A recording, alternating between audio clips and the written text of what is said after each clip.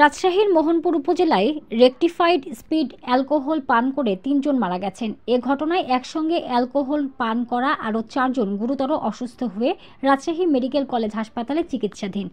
গত মঙ্গলবার দিবাগত রাতে তারা অ্যালকোহল পান করেন। এরপর বুধ ও বৃহস্পতিবারের মধ্যে তাদের মৃত্যু হয়। মৃতরা হলেন মোহনপুর উপজেলার দুর্গাপুর গ্রামের মোহাম্মদ টোটন, একই গ্রামের মোমতাজ আলী ও খরিশা গ্রামের মোহাম্মদ জুয়েল।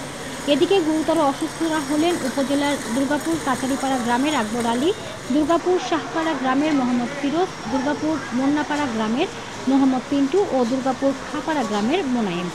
মোহনপুর থানার ভারপ্রাপ্ত কর্মকর্তা আব্দুল হান্নান এসব তথ্য নিশ্চিত করেছেন। ওসি জানান, মোহনপুর সদরে বেশ কয়েকজন মিলে গত মঙ্গলবার দিবাগত রাতে অ্যালকোহল পান করেন। এরপর একে একে তারা অসুস্থ হন। পরে বুধবার ও বৃহস্পতিবার অসুস্থ হয়ে ৩ জন মারা যান। এছাড়া অসুস্থ ৪ জনকে রামেক হাসপাতালে ভর্তি করা হয়। ওসি আরও জানান, এ ঘটনায় মৃত মোমতাজ আলীর ছেলে বাদী হয়ে মোহনপুর থানায় একটি মামলা করেন।